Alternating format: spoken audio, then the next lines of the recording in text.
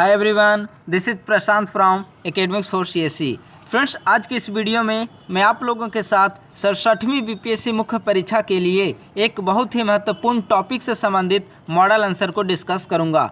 आज का जो हमारा टॉपिक है बीपीएससी मेंस सिलेबस के अंतर्गत जीएस पेपर 1 सेक्शन 2 यानी कि करेंट अफेयर सेक्शन से संबंधित है। करेंट अफेयर सेक्शन के अंतर्गत इंटरनेशनल रिलेशन से संबंधित सवाल प्रतिवर्ष बीपीएससी मुख्य परीक्षा में पूछे जाते हैं। इसी को ध्यान में रखते हुए आज हमने अंतर्राष्ट्रीय संबंध के तहत टॉपिक लिया है क्वाड एवं ऑकस, हिंद प्रशांत क्षेत्र में इसकी भूमिका और चीन की विस्तारवादी नीति को रोकने में क्वाड और ऑकस क्या महत्वपूर्ण भूमिका निभा सकती है। यह आज का हमारा मॉडल आंसर का प्रश्न होगा। तो देखिए, सबसे पहले प्रश्न को समझिए।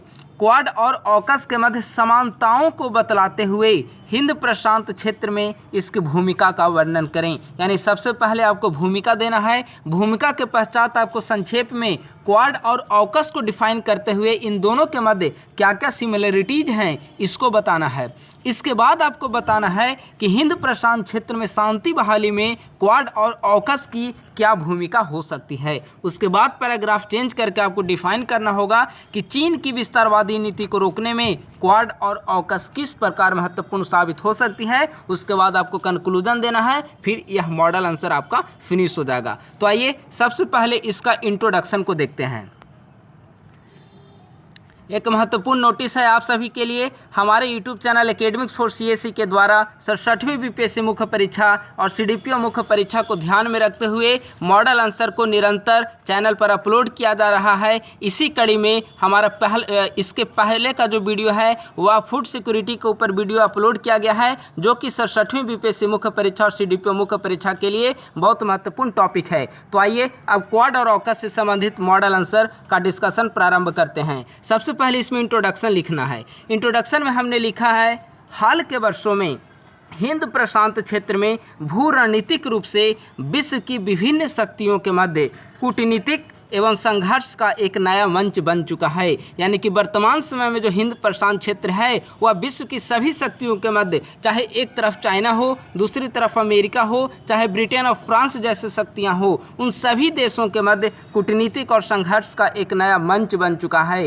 इन्हीं वैश्विक शक्तियों के द्वारा हिंद प्रशांत क्षेत्र में शक्ति संतुलन को बनाए रखने और स्वतंत्र नौवहन व्यवस्था को सुनिश्चित करने के लिए क्रमशः क्वाड और ऑकस का गठन किया गया है। तो यह हमने संक्षेप में यहाँ पर इंट्रोडक्शन दे दिया। अब हमें यहाँ पर डिफाइन करना है कि क्वाड क्या है और ऑकस क्या है, क्योंकि जब तक आप क्वाड और ऑकस को डिफाइन नहीं करेंगे तब तक इन दोनों के मध्य सिमिलरिटीज क्या क्या हैं इसे आप बता नहीं पाएंगे। तो आइए सबसे पहले देखते हैं कि क्वाड क्या है।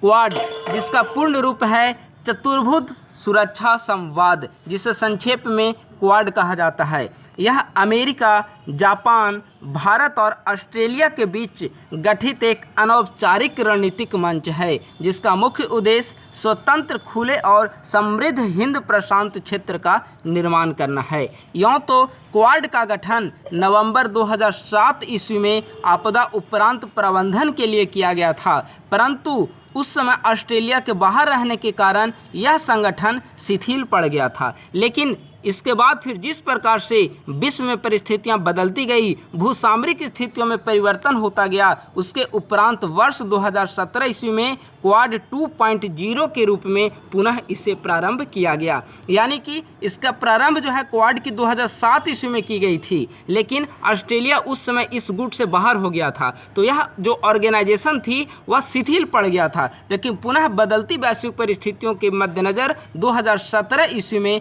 क्वाड को फिर से प्रारंभ किया गया, जिसे क्वाड 2.0 के रूप में समझा जा सकता है। अगर वर्ल्ड मैप में क्वाड को समझा जाए तो यह है यूएसए, यह है इंडिया, यहाँ पर है जापान, यहाँ पर है ऑस्ट्रेलिया। यह देखिए हमारा हिंद प्रशांत क्षेत्र का बेल्ट है। तो हिंद प्रशांत क्षेत्र में ये 4 देश बहुत महत्वपूर्ण हैं, यूएसए, इंडिया, जापान और ऑस्ट्रेलिया। तो यही हिंद प्रशांत क्षेत्र में स्वतंत्र नौवहन व्यवस्था को बनाए रखने के लिए, नियम आधारित व्यवस्था को बनाए रखने के लिए क्वाड की नींव रखी गई। ठीक है, उम्मीद है कि आप लोग सभी क्वाड को समझ चुके होंगे।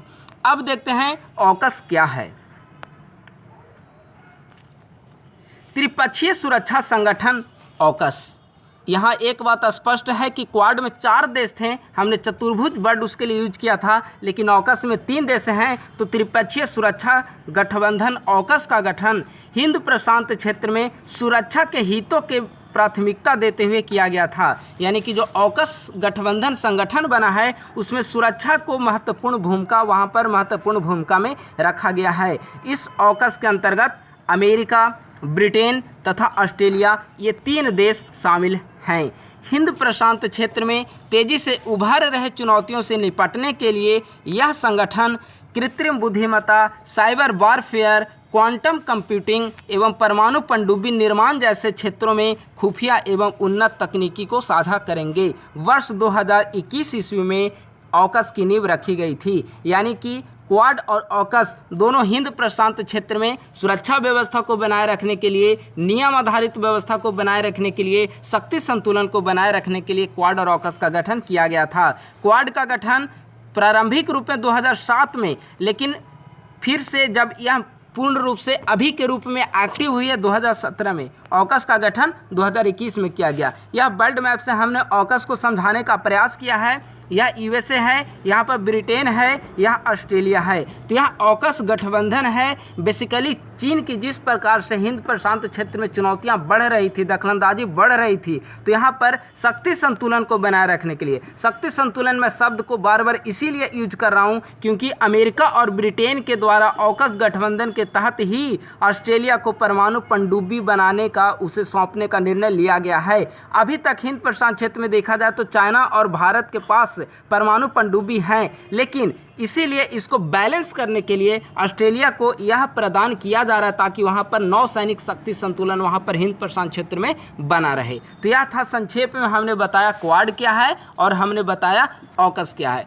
अब प्रश्न का जो पहला डिमांड है कि क्वाड और ऑकस के मध्य क्या क्या समानताएं हैं, तो देखिए क्वाड और ऑकस के मध्य क्या क्या समानताएं हैं। यद्यपि इन दोनों संगठन की प्रकृति में भिन्नता है। प्रकृति में कैसे भिन्नता है? क्वाड में 4 देश हैं और ऑकस में 3 देश हैं। क्वाड से ज़्यादा सिक्योरिटी की प्रायोरिटी ऑकस में रखा गया है, लेकिन क्वाड में ऐसा नहीं है। ठीक है, वो नियम आधारित विश्व व्यवस्था संचालन पर फोकस करता है, लोकतांत्रिक विचारधारा के प्रमोट करने पर वह फोकस करता है, लेकिन ऑकस जो है वह सिक्योरिटी पर फोकस करता है। तो इन दोनों की संगठन में भिन्नता है, लेकिन इसके बाद भी इन दोनों संगठनों के मध्य कुछ न कुछ समानता देखने को मिलती है। तो ये समानताएं कौन कौन से हैं? इनमें सबसे पहला प्रमुख समानता है हिंद प्रशांत क्षेत्र में शक्ति संतुलन को बनाए रखने में। मैं बार बार शक्ति संतुलन को डिफाइन कर रहा हूं क्योंकि चीन की इस क्षेत्र में दखलंदाजी बढ़ रही है, इसीलिए आवश्यक हो गया है कि क्वाड या ऑकस गठबंधन में जो शामिल देश हैं वे सभी मिलकर हिंद प्रशांत क्षेत्र में चीन की विस्तारवादी नीति को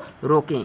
दूसरा, समुद्री क्षेत्र में बाधा रहित व्यापार। हिंद प्रशांत क्षेत्र में किसी एक राष्ट्र की आधिपत्य वहाँ पर नहीं बना रहे, व्यापार में किसी प्रकार की कोई दखलंदाजी नहीं हो, कोई बाधाएं उत्पन्न नहीं हो, इसीलिए समुद्री क्षेत्र में बाधा रहित व्यापार पर यह फोकस करता है। समुद्री पर्यावरण के संरक्षण और संवर्धन पर फोकस करता है क्योंकि कोई एक राष्ट्र समुद्री संसाधन जो हैं या समुद्री जो वहाँ पर रिसोर्सेस हैं उस पर किसी एक राष्ट्र का आधिपत्य ना हो। चीन की वर्चस्ववादी गतिविधियों पर नियंत्रण, लोकतांत्रिक मूल्यों को बढ़ावा और अवैध समुद्री खनन पर रोक, ये सभी देखा जाए तो क्वाड और ऑकस की हिंद प्रशांत क्षेत्र में इनकी समानताओं को स्पष्ट करता है, हिंद प्रशांत क्षेत्र में इनकी भूमिका को स्पष्ट करता है। लेकिन यह ऑकस और क्वाड के मध्य की समानताएं, सिमिलरिटीज थी। अब हम लोग देखेंगे कि हिंद प्रशांत क्षेत्र में इसकी क्या क्या भूमिका हो सकती है। तो कोई भी संगठन हो, क्वाड हो, ऑकस हो, उसकी वैश्विक परिदृश्य में अपनी एक महत्वपूर्ण भूमिका होती है। तो इसी संदर्भ में देखेंगे कि क्वाड और ऑकस की क्या क्या भूमिकाएं हैं। सबसे पहला भूमिका है कि हिंद प्रशांत क्षेत्र को मल्टीपोलर बनाने में इसने महत्वपूर्ण भूमिका निभाया है। कोई एक कंट्री सेंट्रिक हिंद प्रशांत क्षेत्र ना बन पाए, बल्कि इसमें कई सारे ध्रुव हों, Australia, America, Britain, America, India, कई सारे जापान, कई सारे इसमें धूप हो, इसे मल्टीपोलर बनाने की कोशिश की जा रही है। आपदा प्रबंधन के क्षेत्र में बेशक अगर यहाँ पर हिंद प्रशांत क्षेत्र में किसी भी प्रकार की डिजास्टर उत्पन्न होती है तो ऐसी स्थिति में ये जो गठबंधन है, क्वाड संगठन जो है वह मिलकर कार्य करेगी, तो हिंद प्रशांत क्षेत्र में महत्वपूर्ण भूमिका को दर्शाता है। नियम आधारित हिंद प्रशांत क्षेत्र का निर्माण मैं ऊपर भी डिस्कस कर चुका हूँ। नौवहन की स्वतंत्रता सुनिश्चित करने में इसकी भूमिका हो सकती है। इसके अलावा नियम आधारित विश्व व्यवस्था का निर्माण, नियम आधारित हिंद प्रशांत क्षेत्र के निर्माण में भी इसकी भूमिका है। मानवीय सहायता उपलब्ध कराने में, आपदा प्रबंधन के पश्चात जो परिस्थितियां उत्पन्न होती हैं उसको सॉर्ट आउट करने में, कोरोना महामारी के नियंत्रण, आतंकवाद जैसे अन्य क्षेत्रों में भी हिंद प्रशांत क्षेत्र में क्वाड की महत्वपूर्ण भूमिका, ऑकस की महत्वपूर्ण भूमिका देखी जा सकती है या इससे स्पष्ट होती है। तो यह था क्वाड और ऑकस के मध्य समानता और हिंद प्रशांत क्षेत्र में क्वाड और ऑकस की क्या क्या महत्वपूर्ण भूमिकाएं हैं। अब हम लोग देखेंगे कि चीन की विस्तारवादी नीति को रोकने में किस प्रकार से क्वाड और ऑकस महत्वपूर्ण भूमिका निभा सकता है। तो सबसे पहले हम लोग समझेंगे कि आखिर चीन की विस्तारवादी नीति हिंद प्रशांत क्षेत्र में है क्या।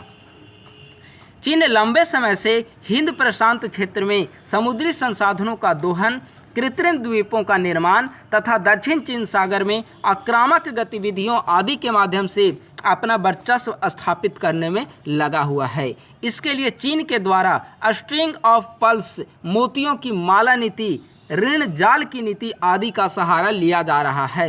ऋण जाल की नीति क्या है? छोटे छोटे देशों को, द्वीपीय देशों को, बेसिकली कई सारे अफ्रीकी देश भी इसमें शामिल हैं, दक्षिणी अमेरिकी देश, लैटिन अमेरिकी देश भी इसमें शामिल हैं।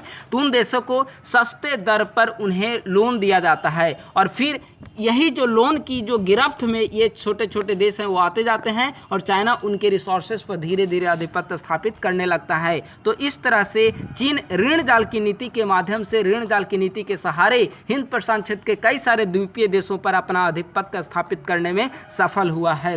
और इसके साथ ही कई सारे देशों के वहाँ पर रिसोर्सेज, कई सारे देशों में इंफ्रास्ट्रक्चर डेवलपमेंट पर फोकस कर रहा है। वहाँ के कई सारे सामरिक रूप से महत्वपूर्ण स्थान हैं, उस पर अपना कब्जा जमाने में सफल हुआ है।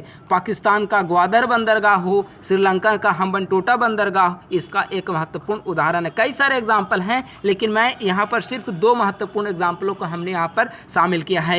जिबूती में चाइना के द्वारा सैन्य अड्डे का निर्माण भी किया गया है। तो इस तरह से आप देखेंगे कि किस प्रकार से पाकिस्तान, श्रीलंका, म्यांमार, इधर जिबूती, कई सारे मेडागास्कर, कई सारे इधर क्षेत्र हिंद प्रशांत क्षेत्र के, वहाँ पर चाइना अपना दखलंदाजी बढ़ाने में सफल रहा है। श्रीलंका का हालिया एग्जाम्पल आप अगर देखेंगे तो इसका सबसे बहुत महत्वपूर्ण उदाहरण के जरिए श्रीलंका की स्थिति को समझा जा सकता है।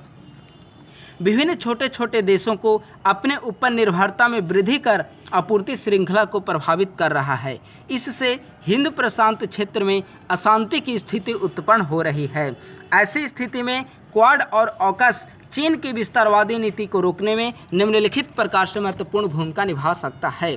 अभी हमने कुछ दिन पहले आपने नोटिस किया होगा G7 की जब समिट चल रही थी तो चाइना की जो BRI प्रोजेक्ट है, बेल्ट एंड रोड इनिशिएटिव, जिसे ओबोर के रूप में भी जाना जाता है, तो BRI प्रोजेक्ट के विरुद्ध इंफ्रास्ट्रक्चर डेवलपमेंट के लिए G7 देशों के द्वारा B3W प्रोजेक्ट का शुभारंभ किया गया था। अब चूंकि ये G7 देशों द्वारा प्रारंभ किया गया है लेकिन क्वाड देशों के द्वारा B3W प्रोजेक्ट का समर्थन दिया गया ताकि हम चीन की जो बेल्ट एंड रोड इनिशिएटिव है उसको काउंटर बैलेंस कर सकें। तो कहीं ना कहीं चीन की जो एक आधिपत्य बना जा रहा था विभिन्न देशों में अपनी BRI प्रोजेक्ट के जरिए, तो उसको काउंटर करने में G7 द्वारा प्रारंभ की गई पहल B3W प्रोजेक्ट, जो कि क्वाड देशों द्वारा भी अनुसमर्थित है, एक महत्वपूर्ण काउंटर इसका कर सकता है, काउंटर बैलेंस के रूप में महत्वपूर्ण भूमिका निभा सकता है।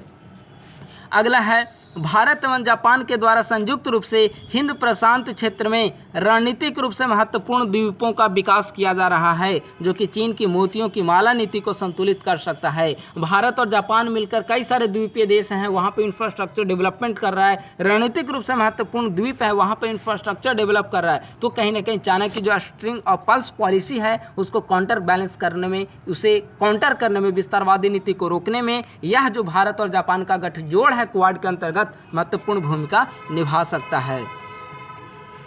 अमेरिका और ब्रिटेन के द्वारा ऑस्ट्रेलिया को परमाणु पनडुब्बी प्रदान किए जाने से हिंद प्रशांत क्षेत्र में नौसैनिक शक्ति संतुलन में मदद मिल रही है, जिसका डिस्कशन हमने ऊपर भी किया है।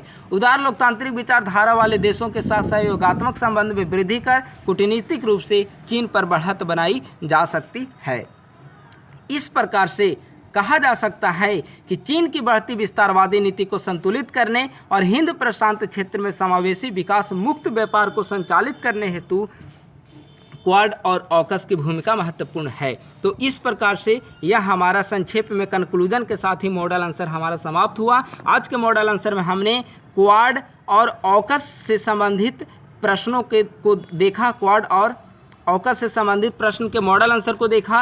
इन्हें सबसे पहले हमने परिभाषित किया, दोनों के सिमिलरिटीज़ को देखा, हिंद प्रशांत क्षेत्र में इसकी भूमिका को देखा। तत्पश्चात हमने समझा कि चीन की जो विस्तारवादी नीति है उसे रोकने में, उसे काउंटर बैलेंस करने में क्वाड और ऑकस की क्या महत्वपूर्ण रोल, क्या महत्वपूर्ण भूमिका साबित हो सकती है। तो इस प्रकार से आज का हमारा यह मॉडल आंसर फिनिश हुआ है। फिर से एक महत्वपूर्ण सूचना आप सभी के लिए है, 67वीं बीपीएससी मुख्य परीक्षा और सीडीपीओ मुख्य परीक्षा को ध्यान में रखते हुए हमारे YouTube channel academics for CSC के द्वारा निरंतर मॉडल आंसर जो 67वीं और सीडीपीओ मेंस के लिए महत्वपूर्ण हैं, उन सभी प्रश्नों का मॉडल आंसर निरंतर हमारे यूट्यूब चैनल पर अपलोड किया जा रहा है। पूर्व में हमने climate change, COP26, food security, इसके अलावा पॉलिटी से संबंधित, करेंट अफेयर से संबंधित कई सारे प्रश्नों इंडेक्स को भी हमने चर्चा किया है। मुझे उम्मीद है कि आप सभी को मुख्य परीक्षा की तैयारी करने में यहाँ से आप सभी को मदद मिलेगी। थैंक यू सो मच, बहुत बहुत धन्यवाद।